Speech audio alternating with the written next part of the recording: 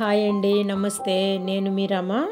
The Rama కిచెన్కి స్వాగతం. ఈరోజు మన రెసిపీ వచ్చేసి చికెన్ గ్రేవీ కర్రీ అండి. చాలా సింపుల్గా చేసుకోవచ్చు. ఈ కర్రీ కోసం ముందుగా ప్రెషర్ కుక్కర్ పెట్టుకొని ఆయిల్ వేసుకోవాలండి. 4 to 5 స్పూన్స్ వరకు ఆయిల్ పడుతుంది. ప్రెషర్ కుక్కర్లో ఆయిల్ వేడెక్కిన తర్వాత కర్రీ సరిపడగా ఆనియన్స్ కట్ చేసి వేసుకోవాలి. నేనైతే 1/2 కిలో చికెన్ కోసం 3 ఉల్లిపాయలు తీసుకున్నాను. 2 పచ్చిమిరపకాయలు సన్నగా తరిగి ఆయిల్లో వేసుకొని ఫ్రై చేసుకోవాలండి. కొంచెంగా సాల్ట్ వేసుకుంటే తొందరగా ఫ్రై అవుతాయి ఆనియన్స్. కొద్దిగా పసుపు కూడా వేసుకోవాలి దీంట్లోనే. ఉప్పు పసుపు వేసిన తర్వాత ఉల్లిపాయలను అలా ఫ్రై చేస్తూ ఉండాలి. కొంచెం కలర్ చేంజ్ అయ్యేటప్పుడు 2 స్పూన్ల వరకు అల్లం వెల్లుల్లి పేస్ట్ వేసుకోవాలి. అల్లం వెల్లుల్లి పేస్ట్ కొంచెం వేగిన తర్వాత దీంట్లో మనం ముందుగా శుభ్రం చేసి ఉప్పు కారం పెట్టుకున్నటువంటి చికెన్ తీసుకొని వేసుకోవాలండి.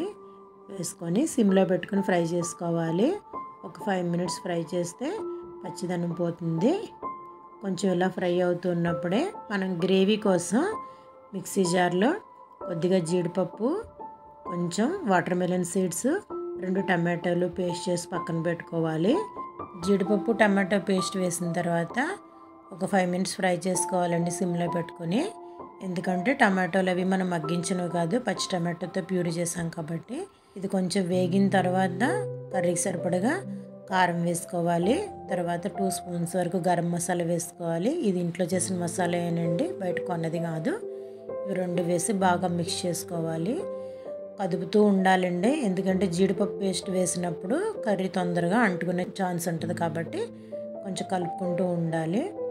ఇది కొంచెం బాయిల్ అయ్యి లైట్గా ఆయిల్ బయటకు వచ్చే టైంలో మనం దీంట్లోకి వాటర్ యాడ్ చేసుకోవాలి. ఈ చికెన్ ములిగేలాగా మనం నీళ్లు పోసుకొని కొంచెం కొత్తిమీర వేసుకొని కుక్కర్ మూత పెట్టేసుకోవాలండి. 2 విజిల్స్ వేయించుకుంటే పర్ఫెక్ట్గా ఉడికిపోతుంది. అంతకంటే ఎక్కువ విజిల్స్ వేయించకూడదు, చికెన్ మెత్తబడిపోతుంది బాగా. చివరిగా కుక్కర్ మూత తీసుకొని సాల్ట్ చెక్ చేసుకుంటే సరిపోతుంది. డిష్ అవుట్ చేసుకొని సర్వ్ చేసుకోవడమేనండి. ఈరోజు నేను మా వాళ్ళ కోసం అయితే ఇదే చేశానండి.